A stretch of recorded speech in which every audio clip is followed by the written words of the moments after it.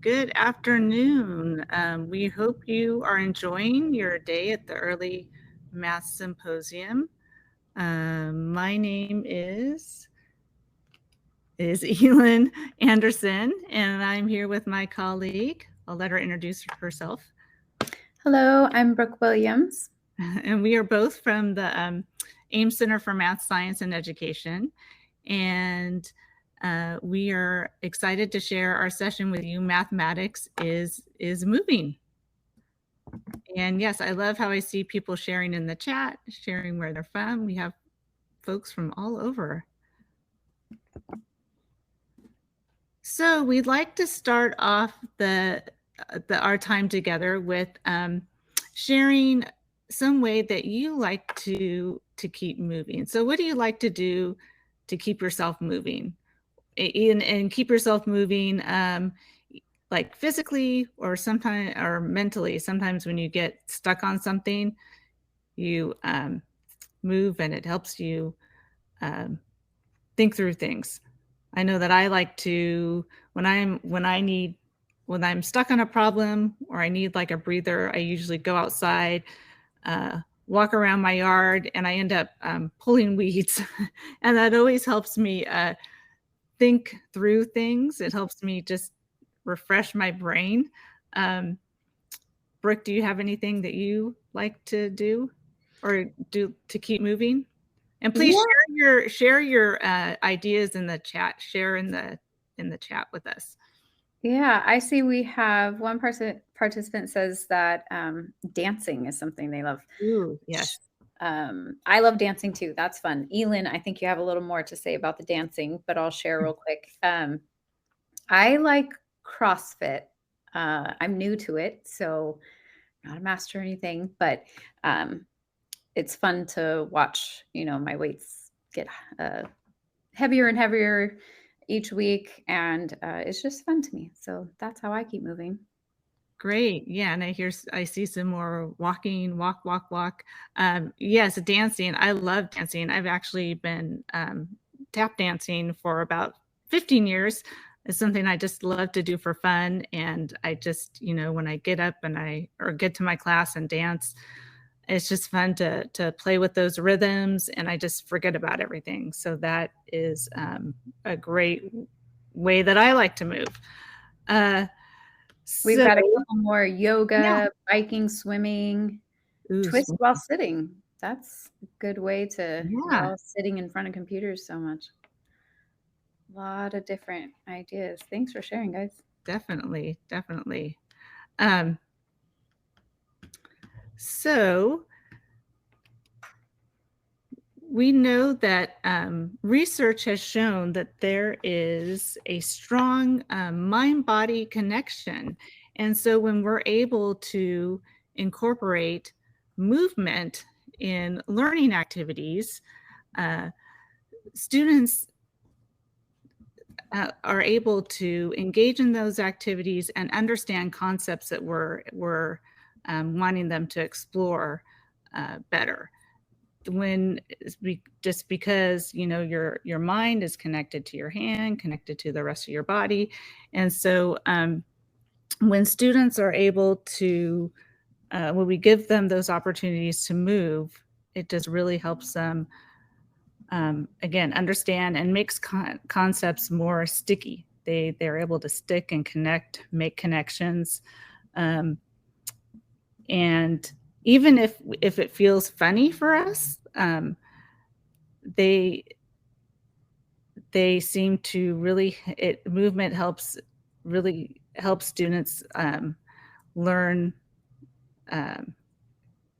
concepts.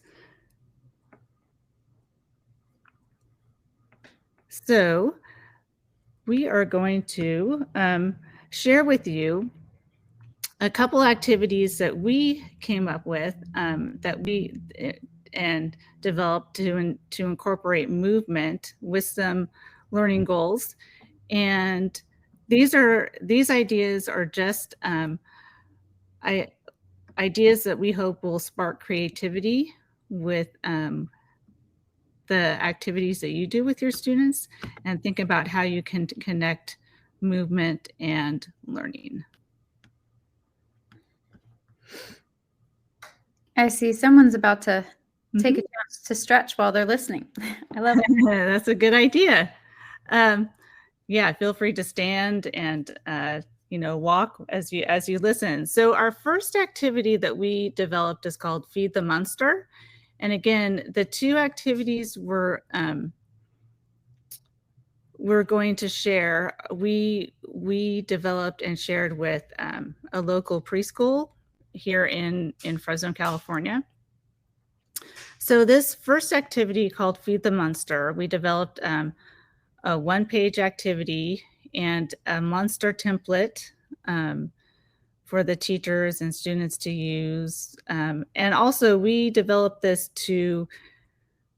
take-home kits so the teachers could experience this with the students in the class, but then also the students could take it home and share it with their families and share this activity with their family. So other materials included were just a simple foam dice and some colored chips that we use for monster food. And again, the paperback, and also some movement cards. All these resources that we're sharing with you, we are connected to the resources that are connected to this session. So you'll find PDFs of all of these. And so the object is to feed the monster. So to roll a dice, count out that many pieces of food for the monster, and then pick a way to move, and then take it to the monster and feed the monster. And we also developed a video to share with parents in case they needed further instruction. So I'm going to go ahead and play that video now for you so you can see an example of the activity.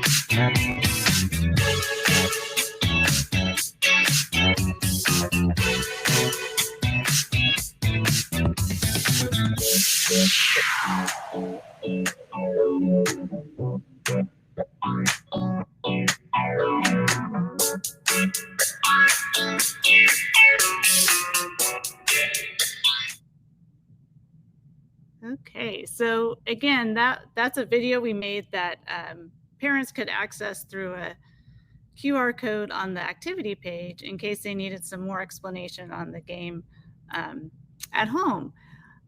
And I've seen some comments in the chat. Yes, all the activities that we're sharing the PDFs in the resource section of our session, so you'll find everything you would need. Also, I saw another comment from Angela. Movement is movement, but are large motor movements more beneficial? Is there any connection? That is a great question. And I think you'll see that our activities incorporate both large motor movement or motor skills and smaller motor movements with the cutting of the cutting out the monster and gluing. And I think both are beneficial in terms of thinking about helping children learn. We know that, you know, with the cutting, it helps students slow down, and especially while they're thinking. And again, we know with young children, it takes practice to really learn how to use scissors, to write. And so any opportunity they have to practice those small motor skills, I think is great. And I think with large motor skills too, in terms of doing the picking out a movement and doing that movement to get to the monster and then counting those movements. You know, something about counting a movement takes a little bit of practice. So again, I think they're equally beneficial. I don't think one is more beneficial than the other. And I think the more opportunities we give students to practice both, the better. And they're both fun. And the nice part too, Elin, about the activity is with, you know, the cutting out the monster and gluing and all those things, they're getting some of that fine motor skill work also in the activity. Yeah, and they really do. And there's some great opportunities to connect to some math concepts during that, you know, fine motor skill work that I think you'll have the opportunity to talk about. And yeah, I'm seeing another comment, counting the movements and the activity, doing the movements is an advanced, yeah, it is an advanced skill. And we sometimes forget about that, you know, our youngest learners are really learning that. And it does take practice. So giving them different opportunities and different ways to count is really, really important. And movement is just such a fun way to encourage counting the movement. So we have a few, oops. Let's see, here we go. So here we have a few pictures of a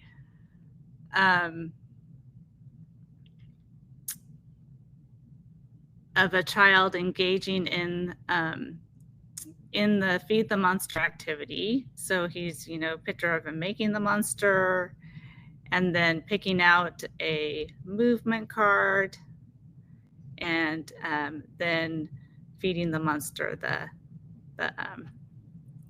the food. And again, we developed this for preschool, but it could also be, you know, scaled down or scaled up. If you're working with older students, maybe have them roll the dice 2 times and then add those numbers to see how many times they, or how many pieces of food they feed the monster. And we came up with a monster, but it could be anything just to get them moving and counting. I see another question. We'll make sure that the movement cards are in there. They should be, but we'll check and make sure they get in the resources for this session. So the next activity we're going to share is Embodied Frog Splash, and Brooke is going to share that activity, share some more about that activity. Okay, thanks, Elin. So, as you can see, there's a one-page kind of resource that goes with this activity as well, and you should find also these. These are our lily pads. We've been just printing them on cardstock, but all sorts of different ways you can use that. And there's a frog headband that can be made. So there's a template in there so that you can make this cute little frog here. And it's a little hat, which is super fun for the kiddos to put on and pretend like they're a frog, jumping across their lily pads, or all sorts of different games that you can create or make with this. So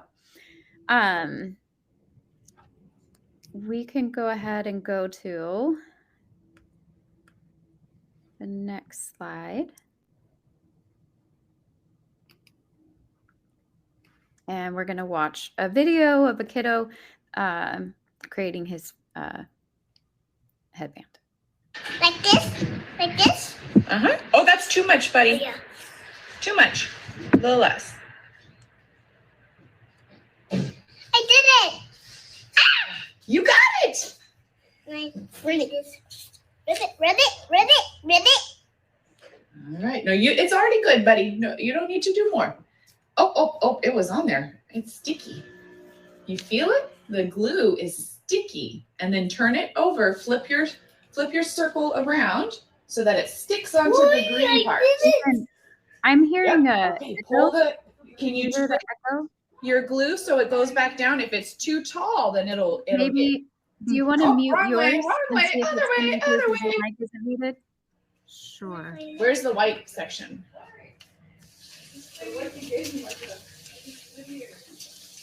Like this? We're gonna put it right there. Like this? Push. You got it. Oopsie. Like this? Like this? Oh, sorry. I cannot get to my mute. Was everybody able to hear? Okay, maybe hopefully it's just on mine because I'm seeing Like this? Sorry. no. Oh, that's too much, buddy. Yeah. Too much. A little less. Going back and forth. So now, Brooke, are you going to? Okay, some people are hearing the echo. Yeah. That might have just been on the video. Maybe if you mute your mic, you could either go to the left of the screen at the top or on top of your video, on top of your picture. If it's like mine, I have a little microphone on my frame face. Got it? Okay.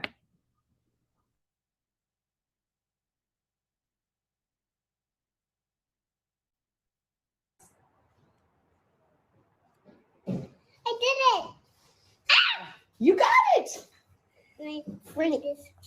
Ribbit, ribbit, ribbit, ribbit.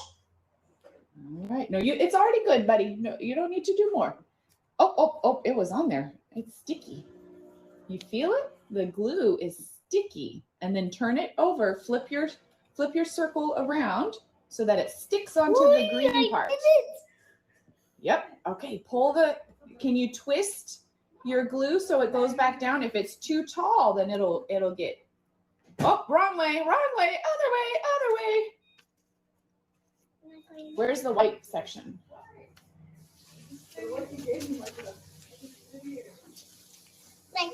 We're going to put it right there. Like this? Push. You got it.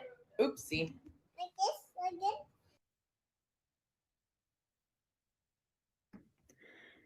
Again? Okay, so hopefully that echo went away for you guys. It went away for me after that second try.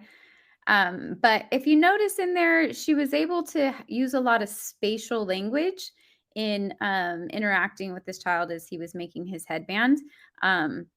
So that's one of the things about being active and movement is it allows for us to just integrate a lot of spatial language, which the research has shown is just so important for students to be able to think about, to be able to kind of see their bodies in space and move around and have that relationship between objects and themselves in space. So what we're going to do now is I'm going to share and I'm going to show you how to make one of these headbands. And feel free as I'm doing this to throw in the comments any opportunities you see for throwing in that spatial language. We're also going to see opportunities for some geometry thrown in there. So feel free to throw in the chat opportunities you see as we're kind of going through this. Okay. I'm going to switch my camera. Okay. And then, thank you, Elin. Okay, so as you can see, this is kind of where we're headed and what we're making. And it's just a little headband, super simple, but we're just gonna need, you can use glue or a stapler to kind of make the band around the back. And we'll need some glue and scissors and then possibly markers, depending on how you might want to make this. I'll give you a couple options. But what you'll find in the resources is we have some different lily pads. So these will be lily pads that the kids can kind of lay out, whether it's on the grass or inside, however you might want to play it, and use it as the lily pads when they're the frogs and do some jumping and exploring that way. Okay, the other thing you're going to find is a document that allows you to print out these 3 pages. So you've got the pupils, the whites of the eyes, and then there's this page. You have a couple of options. You can either have the child color it, or you can print it up on green paper, which is what I did, so that you can cut it out. And then you have the last page, which is the bands for the back. And I've also printed that one on green paper. So you've got basically 3 pages that come for your headband.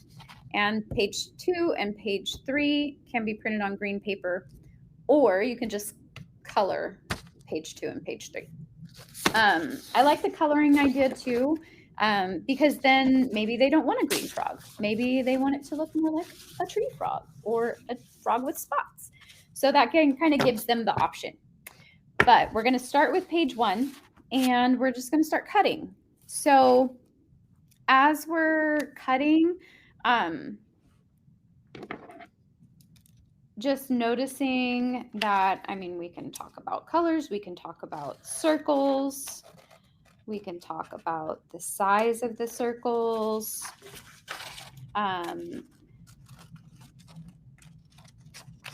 So just going to kind of cut out all these circles. And it turns out to be such a cute little frog afterwards, the little frog hat. It does.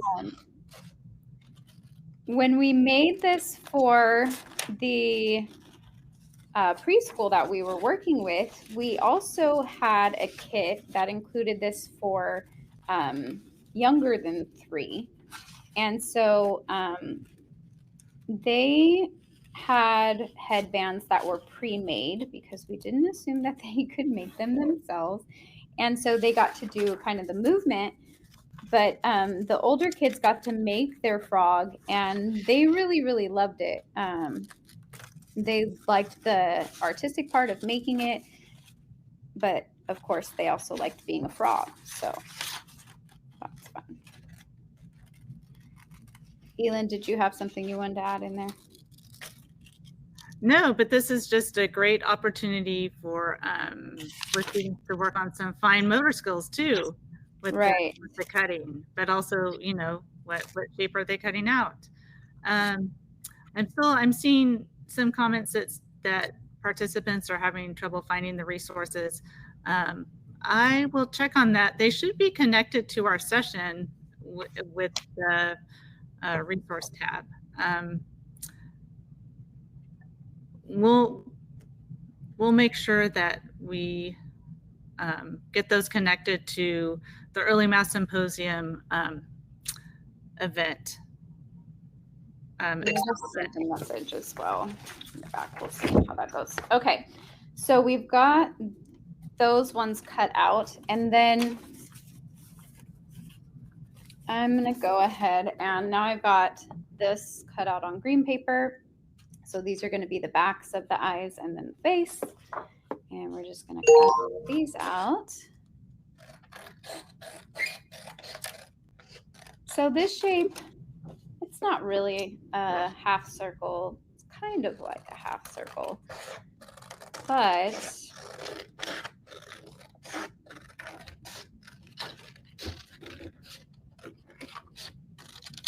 okay. And then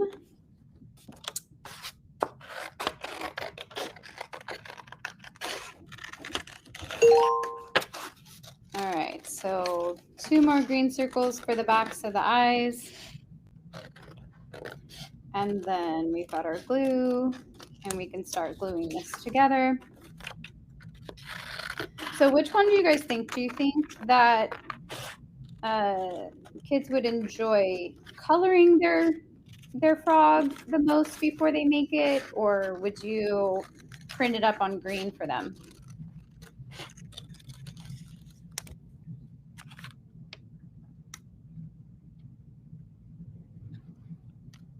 Okay. All right, we're almost there. Last, we've got this last page, which just, I don't know if you guys can see it, but it does have some dashed lines. You'll definitely be able to see it in person. And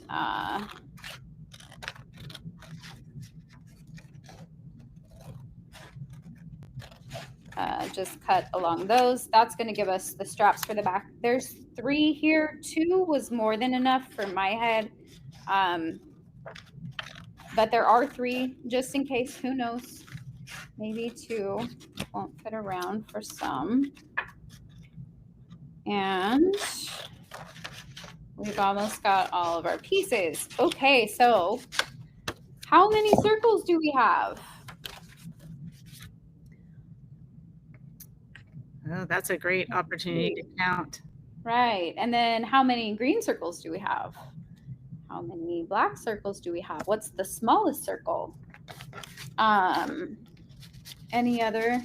Kinder can begin coloring. Pre-K, print on green. Depends on the kids. Great answers. So I'm seeing one that painting the paper green first, which is great also. Yeah. Yeah, and then letting it dry. It just depends on again, your students, sometimes the age, and just, you know, giving them a variety of choice. Yeah. And your classroom, how much time you have, etc. I see another option, do both and then give them a choice, which is always great. Okay, as you can see, it also gives you instructions here to follow along on either page. So we've got all of our pieces, and so now we have opportunities. Okay, so we're going to put the black circles on top of the white circles.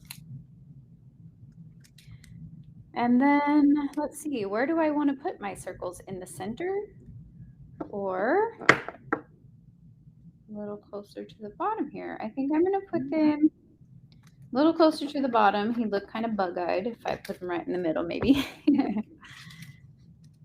Okay, and so, I mean, you've got lots of opportunities for words like on top of, underneath, above, below, in the center. And then we're going to put the green one underneath the white one.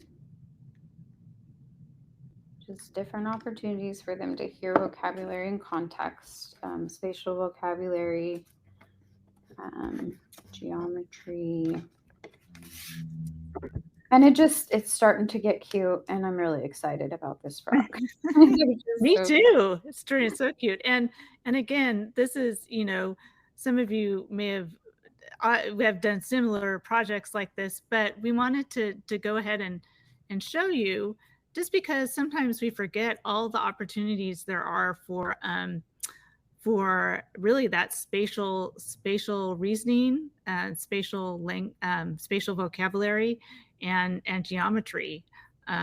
Yeah, just when you just are sometimes going through an activity, you forget about all those opportunities you have to focus on those concepts and vocabulary. Yeah. I did see another question. What kind of paper, print or cardstock? You can actually use both. So I have the green on cardstock, and then the white and the black I did on regular paper. But really, you could use any of the above. So whatever you choose on that one. Okay, so we're going to glue these eyes on, and that's a fun task. Where did the eyes go? Yeah. See how they when I put the eyes on. Okay, so we've got our little eyes to glue on here. And one more eye. I was going to mention about the activities. Oh, we have our wonderful Kylene Hashimoto. Thank you. She is the designer of this cute little frog, so we're lucky to have her. She just added our resource page. And so if these particular resources aren't on there yet, we will get them on there. So if we aren't able to get those to you today, check for our resource page and we will get there. But I'm guessing Kylene attached it because she might have already gotten them there. So thank you for that. And they should be included in the session description as well. But we'll double check. So hopefully we can get that all figured out. All right. So I'm just stapling these on the side. I'm probably being excessive with 2 staples, but 1, 2. Okay. Now how many staples? 1, 2, 3, 4. All right. And now let me change my camera one more time. Okay. So last wrap it around, and it's just adorable. Okay. So just kind of measure around the head, pull it off. Try not to pull your hair like I just did, and staple. And we have our frog headband. Okay, so now for the really fun part. Of course, it's Be Silly time. And so you guys, definitely get the gist. We're going to get out our lily pads. And hopefully you guys can see, I'm going to set up my lily pads. And, all right. Oh, I should come this way. So we get to hop, hop. And of course here you can count your lily pads. You can say, let's jump high. Let's jump really low. All sorts of different things to keep them active and counting and thinking about, we could go around the lily pads to the side, but just all sorts of ways to get them engaged with spatial learning, geometry, and frog fun. So yay. And yeah, also, how many times did they hop?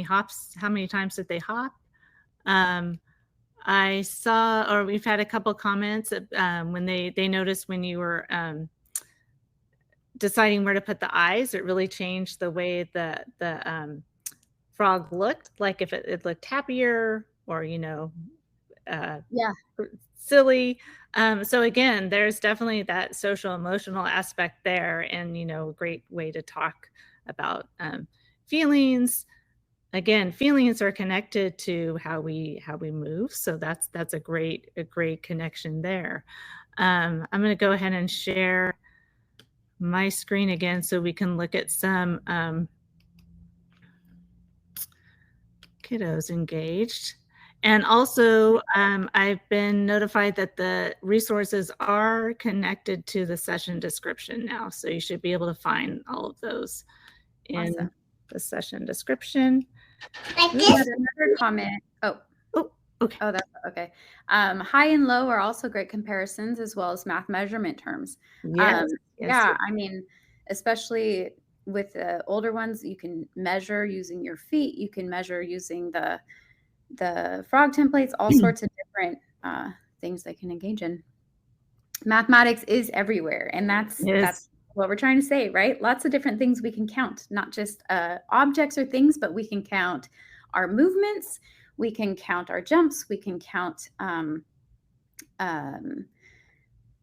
sounds, but just math is all around us, right? And so, and shapes are all around us, and there's all sorts of things to notice and observe. And so here we have pictures of our little kiddo that had a blast with this frog splash. And I love how he's like automatically just, I want to be a frog. So he's like down there, hands and knees, ready to just jump out like a frog. It's great. Let's see. I use sentence strips cut in half lengthwise for the headbands. I just measure and tape the headbands while they are coloring cutting. It's so simple. You guys have so many different resources around you and things to make it easy for you. Another thing that I was thinking about is, depending on the grade, you could have the eyes already pre-made. So it's just a matter of plopping the eyes and giving them some creativity with, how the eyes go on their head, that sort of thing. So I love the way this points out that the math is in the process just as much as the product. Yeah, I love that comment. Yeah, for sure. Yeah. And just, experiencing math as they're just enjoying themselves and having a good time. And as Elin shared in the beginning with that, with the quote, just how much it sticks and stays with them when they're experiencing it. Kids love frog jumping. We do frog races all the time outside. Yeah, absolutely. It's a blast. So lastly, we just wanted to give you a minute to share some reflections, and let's see. So we can just go ahead and throw them all up there probably, Elin, and give you all a chance to kind of reflect. So 3 different things you can throw in the chat, whatever you want to comment on, but maybe you want to share. What ways do your students move in the classroom already? So what are you already doing that's getting students moving that you already see them engaging and learning through? Second, are there any connections you're making with movement? How is the movement connected to concepts that your students might be learning or kids that you've worked with? And then what other ideas do you have? Share with us. We'd love to hear your ideas and your thoughts. What other ideas does this spark for you? So feel free to share any of those in the comments. Yeah, we've loved seeing your comments throughout the session, and again, we hope that this sparks a lot of creativity and different ways you can think about how students can move. One thing I've seen that has been really helpful is having students act out story problems. That Feed the Monster game was a type of a story problem. If you give the monster 2 pieces of food and then you give him 3 more pieces of food, how many pieces of food does he have? And every time we give students the opportunity to act something out like that, especially we know how hard story problems can be, it helps them contextualize it. It helps them make sense of it. There's just so many ways to give opportunities to count around the school grounds, like counting when they're in line. How many students are in line? How many doors do we see as we walk to the cafeteria back to the classroom? One thing I see in the comments, well, I see a few things coming in the comments. Walking backwards and counting steps. Yeah. So, I mean, that gross motor movement, they're working on that too. There's just, so many different opportunities for things going on. But yeah, we can walk all sorts of ways. We can walk sideways. We can skip. We can jump, all sorts of different things that can be added in. And the students can get creative.